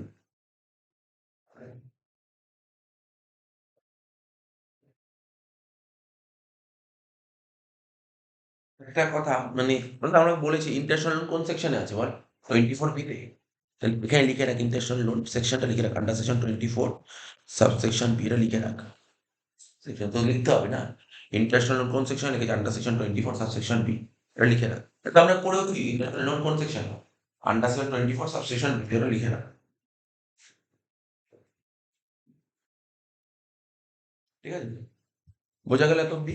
আর একটা কথা, এই যে সেলফ অকুপেড বাড়ি যে নেট অ্যানুয়াল হলো নীল হয়, তাতে না লিখলেও পারিস, না লিখলেও পারিস, বাট বলছি এটা জানিস কোন সেকশন নীল বলা আছে? সেকশন লিখে রাখ, আন্ডার সেকশন 23 সাবসেকশন 2 ক্লজ এ তে বলা আছে। আন্ডার সেকশন 23 সাবসেকশন 2 ক্লজ এ। এই সেকশনগুলো যদি মুখস্থ করতে পারিস তাহলেই লিখবি, মুখস্থ না করতে পারলে লিখবি না। বারবার বলি, মুখস্থ করতে পারলে লিখবি, না হলে লিখবি, নাহলে কেটে দেবে। কি বললাম বুঝতে পারি তো? তো এইগুলো যত অঙ্ক করবি না, তুই লিখতে লিখতে এই তো সেকশন, এইগুলোই সেকশন থাকবে, এগুলো মুখস্থ হয়ে যায়, মুখস্থ হয়ে যায়। ঠিক আছে তো? তো এই অঙ্কটা হয়ে গেল। আশা করি অঙ্কটা নিয়ে কোনো ডাউট নেই। মানে অঙ্কটা কত নম্বর এসেছিল দেখ তো ভালো করে। বলেছিল 4 1 1 1 1 2, মানে সব পার্ট পার্ট পার্ট ছিল। একটা পার্টে পার্টের জন্য নাম পাচ্ছি। এর সঙ্গে অরে একটা অঙ্ক দিয়েছিল দেখ, অরে। পরের অঙ্কটা কি দিল? আরেকটাও সোজা দিয়েছিল। বলছে Mister Ajit Kar is the owner of 2 houses at Dumdum, the particulars of which for the previous year, ওই এটা 23-24 হবে, দুটো বাড়ি। হাউস ওয়ানটা বলে দিয়েছে কোথায়? টেনেন্ট রেসিডেন্স, মানে লেট আউট। আর হাউস টু কি বলেছে? ওন রেসিডেন্স, মানে সেলফ অকুপেড। কোথায় বাড়িটা? দমদম। দমদম কিন্তু মেট্রো সিটি না। তাহলে তো দমদম কলকাতা বলা ভাবতে হবে না, কলকাতায় বলতে হবে, পুরোপুরি কলকাতা বলতে হবে। ঠিক আছে তো? তাহলে এটা মেট্রো শহর নয়, আদার সিটি। ঠিক আছে তো? চ, অঙ্কটা আরম্ভ কর। লাস্ট অঙ্ক, এটা হলে শেষ হয়ে যাচ্ছে।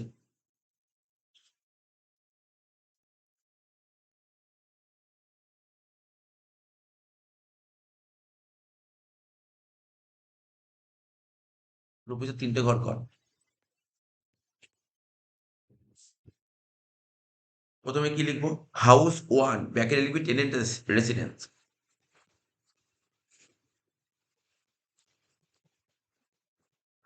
Tenant residence.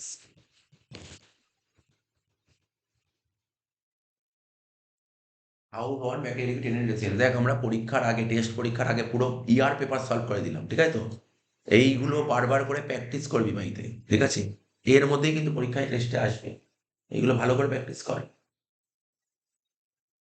প্রথমে লিখবো মিউনিসিপাল ভ্যালু, লিখ।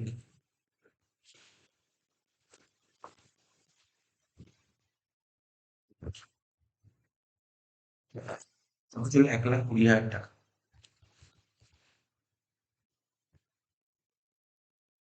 তারপর লিখবো ফেয়ার রেট।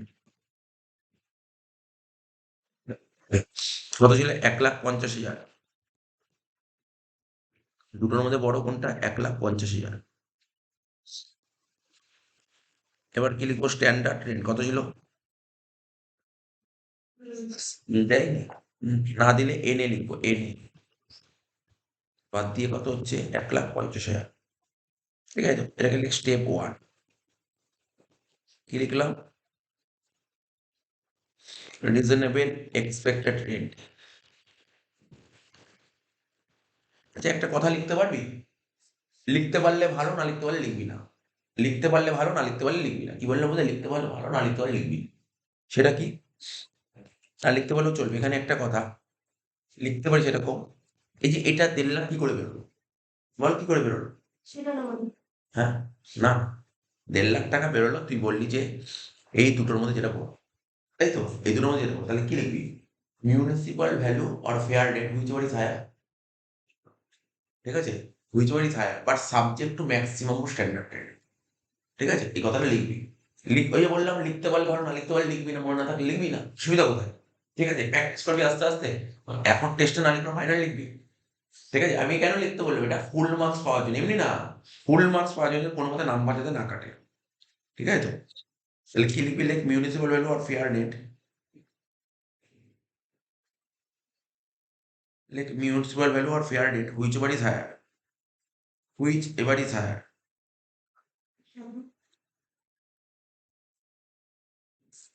বলছি তারপর মিউনিসিপাল ভ্যালু আর fair rate whichever is higher, sir কিছু লিখতে হবে না, কারণ এখানে স্ট্যান্ডার্ড রেট নেই, এখন স্ট্যান্ডার্ড রেট নেই, বুঝতে পারলি তো? তাহলে কি লিখলাম এখানে, মিউনিসিপাল ভ্যালু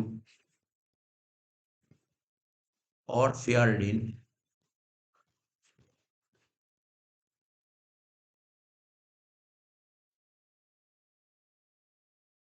ওরাও তো বুঝতে পারবে যে এটা কেন 1.5 লাখ টাকা হলো, 1,20,000 ছিল 1,50,000, 1,20,000 এখন 1.5 লাখ কেন, তো যেটা সবচেয়ে বড়, তাই লিখলাম মিউনিসিপাল ভ্যালু আর fair rate whichever is higher. যদি স্ট্যান্ডার্ড রেট থাকতো তখন কি হতো, তখন ছোট, তখন লিখতাম বা সাবজেক্ট টু ম্যাক্সিমাম স্ট্যান্ডার্ড, ঠিক আছে? তো এগুলো বুঝতে পারলি ব্যাপারটা, আমার কথাটা বুঝতে পারলি তো? এটা যদি না লিখিস কি হবে, এমন কি হবে, এমন কি হবে, এমন কিচ্ছু হবে না, তোর অঙ্ক তো মিলিয়ে যাবে, ওখানেও নাম্বার দেবে, হয়তো তার যদি মন চায় হাফ নাম্বার বা 1 নাম্বার কম দেবে, দিতে পারে সেখানে, যাতে পুরো নাম্বার না কাটে, মানে একটা নম্বরে যাতে না কাটে, তার জন্য আমি এটা লিখে দিলাম, ঠিক আছে? তো হয়ে গেল, এমন কি লিখা, স্টেপ 1, এবার লিখ স্টেপ 2, কি লিখবো, অ্যানুয়াল রেট,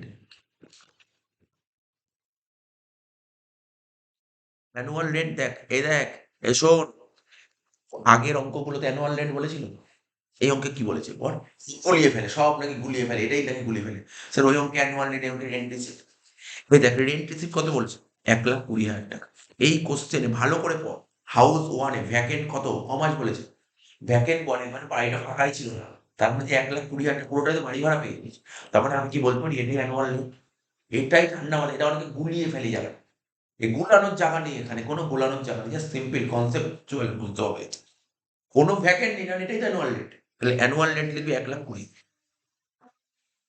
অ্যানুয়াল রেটের জায়গায় লেখা থাক, কনফিউজ করার জন্য দিয়েছে, লিখে লিখবি না, লিখবি না, লিখলে ক্ষতি নেই, লিখলে ক্ষতি নেই, বাট লেখার চেষ্টা করবি না, যেই নিয়ম ফলো করি একটাই নিয়ম ফলো করে যাবি, ঠিক আছে তো? এখানে লিখবো অ্যানুয়াল রেন্ট কত টাকা ছিল বল, 1,20,000, এবার দুটোর মধ্যে বড় কত, 1,50,000, লিখবো কি স্টেপ 3, কি লিখবো, গ্যাপ লিখবি, গ্যাপ, হায়ার লিখবি না, এখানে হায়ার লিখবি না, এখানে কি লিখবি অনুসরণ কর, লেখ গ্রস অ্যানুয়াল ভ্যালু, লেখ গ্রস অ্যানুয়াল ভ্যালু, ব্যাকেটে লিখবি higher of step 1 and step 2,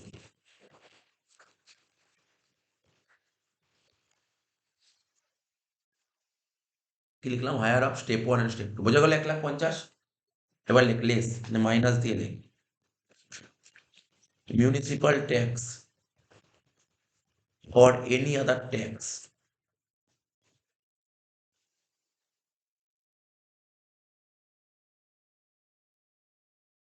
paid by the owner,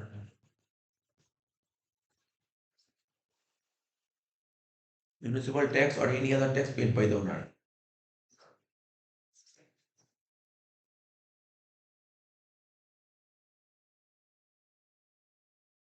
কত টাকা দিয়েছে,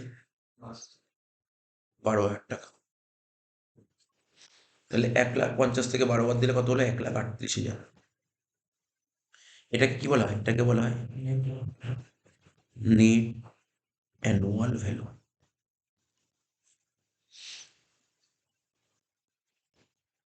এর থেকে মাইনাস করব deduction under section 24, standard deduction,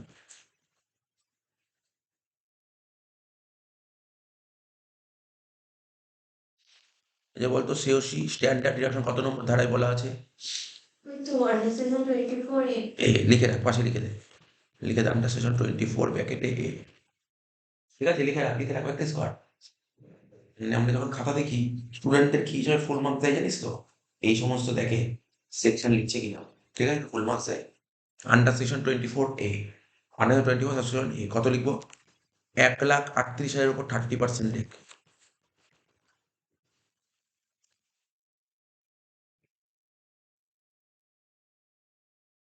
কত, 41,400, ঠিক আছে? এবার লিখবো ইন্টারেস্ট অন লোন, সেকশন বল দেখি, 24B, under section 24 subsection B।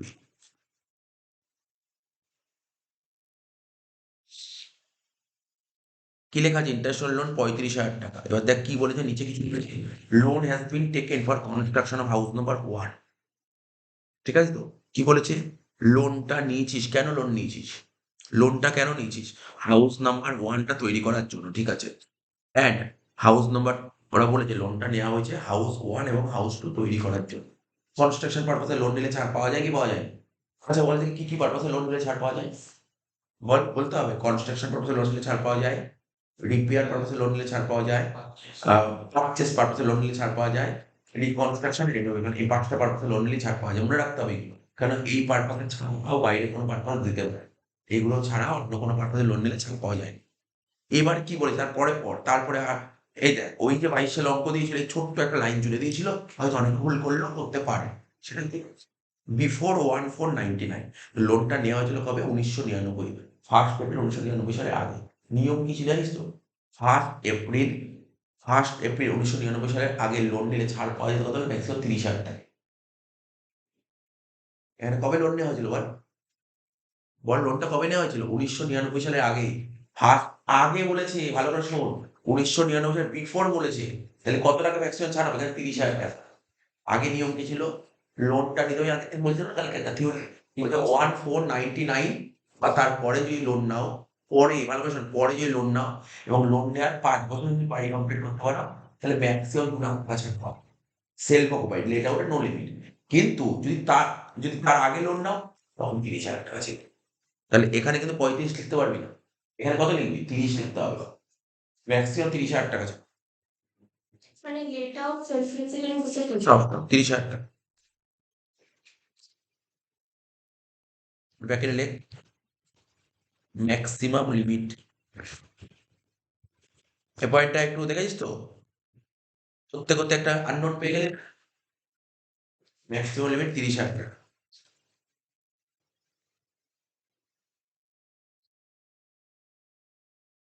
তাহলে নো লিমিট ছিল। জানি আমাকে ভালো লাগছে।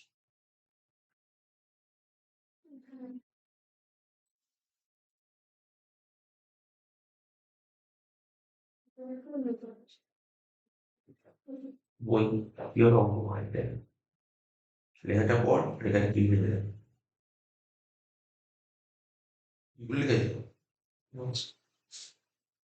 বুঝিস কি ভুল করেছে? দেখ এখানে কি লিখেছে? কি বললাম বুঝতে পারলি কেন? তুই বুঝতে পারলি আমি কালকে কি বললাম? একটা থিওরি বললাম না? আমি কালকে থিওরি কি বললাম? লোনটা নিতে হবে কবে? লোনের নিয়মটা কি বলেছিলাম? মনে করার চেষ্টা কর, থিওরিটা কি বলেছিলাম? লোনটা নিতে হবে 1/4/99 বা তারপরে। কি বলেছিলাম ভালো করে পড়, দরকার হলে নোটটা দেখবি। নোটে কি লেখা ছিল? চল দেখিয়েছি নোটটা। কেন তো তোর জানা জরুরি না? সে ধর পরীক্ষায় ধর এরকম টুক করে দিয়ে দিল। এটা দেখ কি সুন্দর ওরা কথা বলছে। বিফোর 1499 ইচ্ছা করে লিখে দিয়েছে। তাহলে এটা তোকে বুঝতে হবে ব্যাপারটা।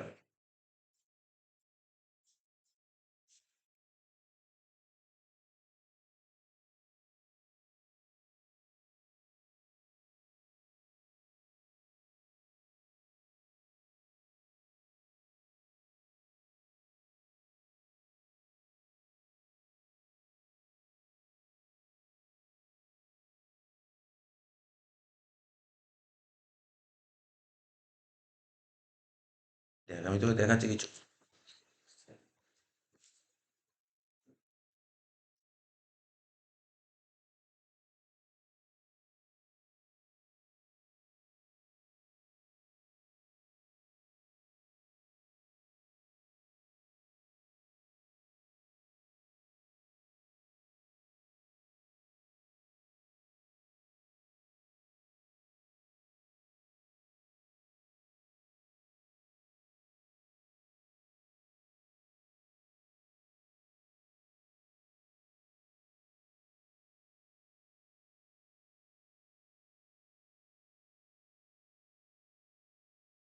এটাই পেলাম না, পেজ নাম্বারটা বলতো একটু, পেজ নাম্বারটা।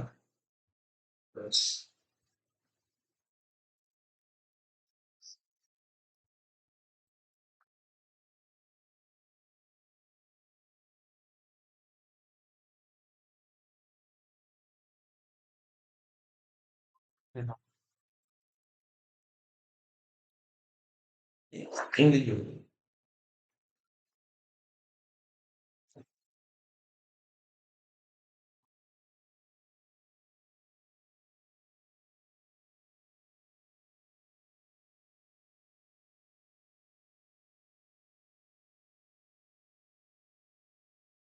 কোনো তৈরি করে কোথায় লেখা ছিল?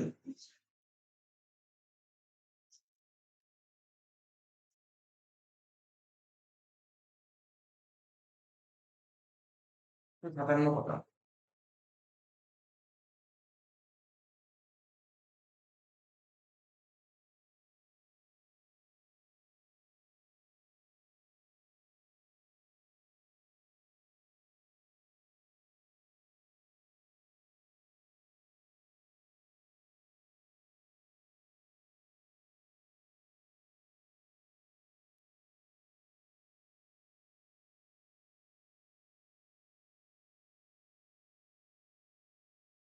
এই দেখ ১৯৭ নম্বর ১৩ নম্বর একটা পয়েন্ট লেখা ছিল, এটা তো ইম্পর্টেন্ট কোশ্চেন খুবই।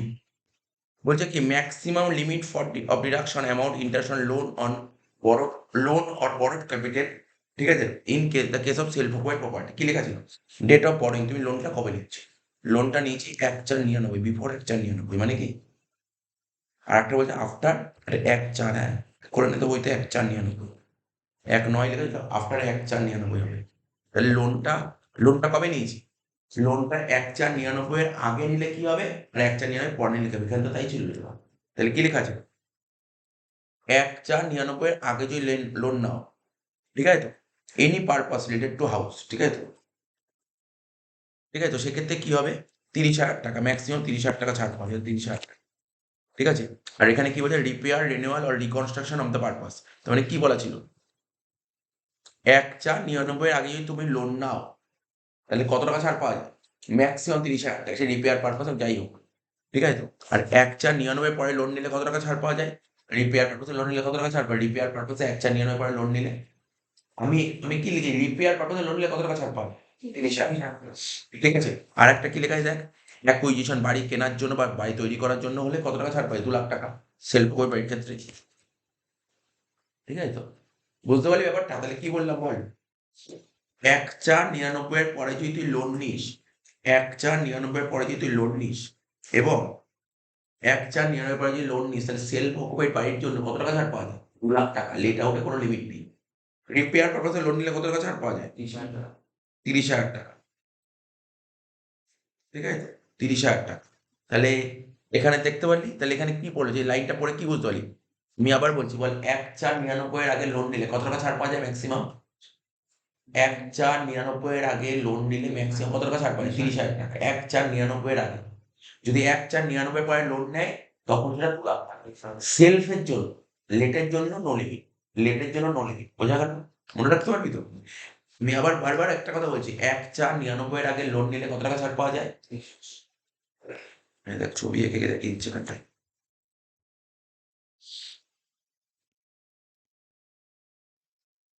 এই ডেটটা হচ্ছে ধর ১/৪/৯৯। এই সময় লোন নিলে কত টাকা ছাড় পাওয়া যাবে? ৩০,০০০ টাকা। এই সময় লোন নিলে কত টাকা ছাড় পাওয়া যাবে? ২,০০,০০০ টাকা। এই ২,০০,০০০ টাকা কাদের জন্য? সেলফ। আর লেটের জন্য কি লেখা আছে?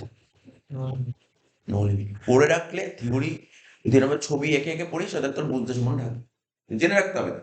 রিপেয়ার পারপাসে লোন নিলে কত টাকা ছাড় পাওয়া যায়? ৩০,০০০। জবেই নে, জবেই নে স্যার, আগে নেই পরে নেই, জবে খুশি নে, জবে নে, তুই ৯৯ এর আগে নে বা পরে নে, ৩০,০০০ টাকা ছাড় পাওয়া যায় রিপেয়ারের জন্য। বোঝা গেল তো? তাহলে এই অঙ্কটা কি আনসার হওয়া উচিত? ও লোনটা নিতে হবে ১/৪/৯৯ এর আগে, তাহলে কত টাকা ছাড় দেওয়া উচিত? ৩০,০০০ টাকা, ৩০,০০০ টাকা, ঠিক আছে তো। তাই আমি লিখেছি ম্যাক্সিমাম লিমিট ৩০,০০০। তার মানে কি, যে কোশ্চেন সেট করেছে ও জেনে বুঝে কোশ্চেন সেট করেছে, বুঝতে পারলি তো? যে স্টুডেন্টের কতটা মনে আছে, বুঝতে পারলি কতটা? অনেকে না জেনে কত ৩৫ বসিয়ে দিয়ে চলে যাবে, ও তো ৩৫ বসিয়ে দিয়ে চলে যাবে, কিন্তু ওকে মাথায় রাখতে হবে এটা কি বলেছে। আমার কথাটা বুঝতে পারলি তো? এই জন্য অনেক সময় আমরা দেখেছি কোশ্চেন কি সেট করে, সেলফ অকুপাইড বাড়ি কিন্তু ম্যাক্সিমাম কত টাকা ছাড় পাওয়া যায়? ২,০০,০০০ টাকা। অনেক সময় কোশ্চেনে ২,০০,০০০ পাস দিয়ে দেয়, ইচ্ছা করে ২,০০,০০০ পাস দিয়ে দেয়। কেন? টেস্ট করলো। ও স্টুডেন্ট জানে, কিন্তু জানে কি ২,০০,০০০ টাকা যে ম্যাক্সিমাম লিমিট, এটা চেষ্টা করে যে স্টুডেন্টের কতটা মনে আছে। কি বললাম বলতে গেলে এগুলো টেস্ট করে, কিন্তু বারবার টেস্ট করে, ব্রেন টেস্ট করে যে কতটা মনে আছে। অনেকে ভাবে ওই ইন্টারন্যাশনাল লোন চলো যেটা আছে সেটাই বসিয়ে দিই, কিন্তু এটা বুঝতে পারে ও টেস্ট করে যে এটা স্টুডেন্ট কতটা জানে। এই জন্য এখানে কোশ্চেন টেস্ট করাটা আমার খুব ভালো লেগেছে, এই জায়গাটা টেস্ট করাটা খুব ভালো লেগেছে, এই টেস্টটা খুব জরুরি ছিল। ঠিক আছে তো, যে ট্যাক্সের প্রপার রুল বলে গেছে তাকে দিয়ে এমনি পেরে গেছিল নম্বরটা। তাহলে বল কত হলো? 41,400, 30,000 যোগ করে 71,400। তোদের যে বই আছে না, বইতে দেখ, বইতে কি বাজে করেছে, মানে কি বলবো, কিভাবে অঙ্ক করে ঠিক জানি না। দেখ, ওরা লিখেছে যে 1,99 এর আগে লোন নিলে ম্যাক্সিমাম ছাড় পাওয়া যাবে 30,000 টাকা। হয়ে গেল। তাহলে ম্যাক্সিমাম 30 মানে কি? 30 এর বেশি নিতে পারবো না, তাই তো? ওইখানটা লিখে দিয়ে 35,000 কি করে লিখে এলো?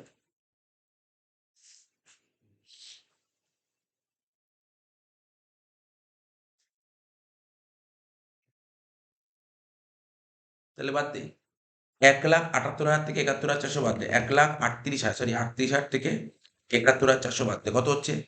66,600 টাকা।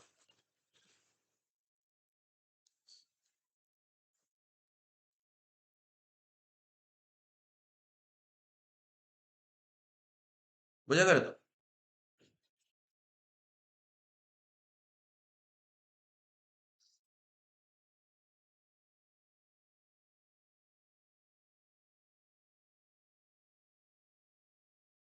কি বললাম বুঝতে পারলি তো?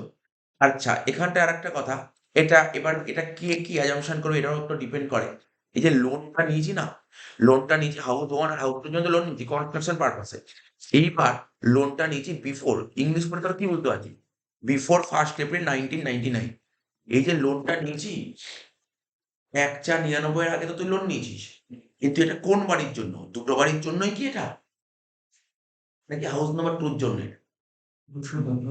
দুটো বাড়ির জন্য, এটাই তো বুঝতে পারছি। আমরা তো এটাই বুঝতে পারছি না দুটো বাড়ির জন্যই নিয়েছি।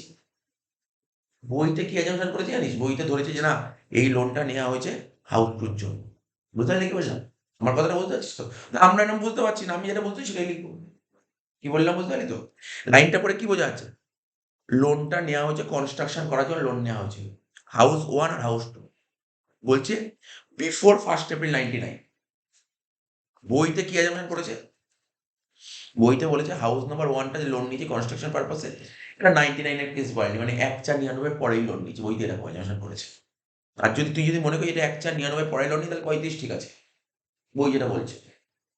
আর বই বলছে যে হাউস নাম্বার 2 টা লোন নিয়েছিস কবে? 1,99 আগে। তাই বইতে বলছে এটা 30,000 টাকা বইতে বলছে। বুঝতে পারলি বইটা কি? কিন্তু আমরা কি অ্যাজাম্পশন করেছি? কারণ এখানে তো পরিষ্কার বলেনি যে হাউস 2 টাই লোন নিয়েছে 1,99 এর আগে। মানে আমরা পড়ে ইংলিশটা বারবার পর ৩ বার লাইনটা পড়ে দেখ সেন্টেন্সটা কি বোঝাচ্ছে? Loan has been taken for construction of house number 1 and house number 2। ঠিক আছে? হাউস নাম্বার 1 এবং হাউস নাম্বার 2 কনস্ট্রাকশন করার জন্য লোন নেওয়া হয়েছে বিফোর 1st এপ্রিল 99। ঠিক আছে তো? তাহলে আমরা এটাই বুঝতে পারছি। তাই আমি দুটোতেই 30,000 টাকা বসাবো। দুটোতেই 30,000 টাকা, এটা আমি বলতে চাইছি। বোঝা গেল কি বললাম?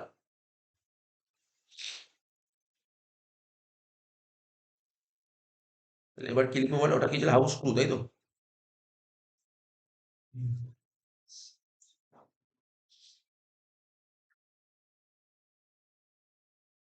হাউস 2 ছিল তো, হাউস 2 ব্র্যাকেটে সেলফ অকুপাইড প্রপার্টি।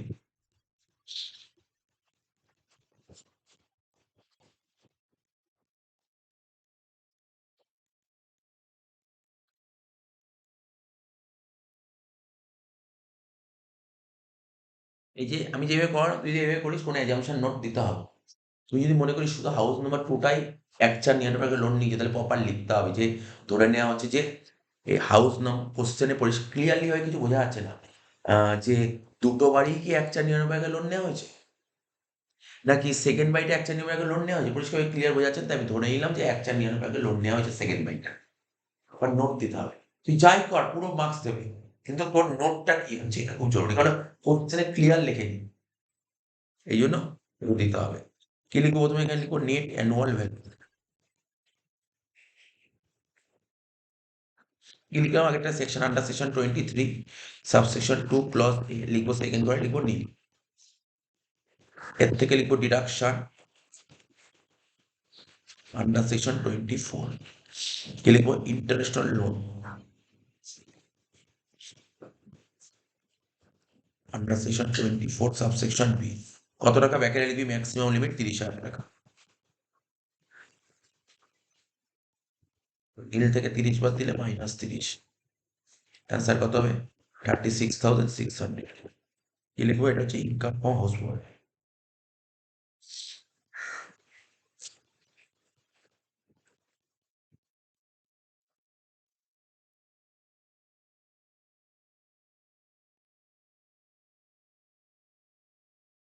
হয়ে গেল, দেখ পেপার শেষ হয়ে গেল, পেপার খতম।